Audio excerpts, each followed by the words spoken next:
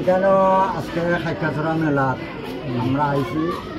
আমরা মৃৎশিল্পী, আমরা বিদ্রোহার, আমরা মাটির কাজ করি, ভ্যারাইটিস মাল বানাই আমরা বিক্রি করি।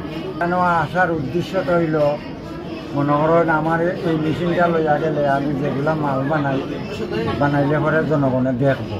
কিন্তু আমরা বাপ দাদা বংশগত এটা আমরা পাও না, ওটা স্থিতিশীলটা আমি দৈরা রাখছি।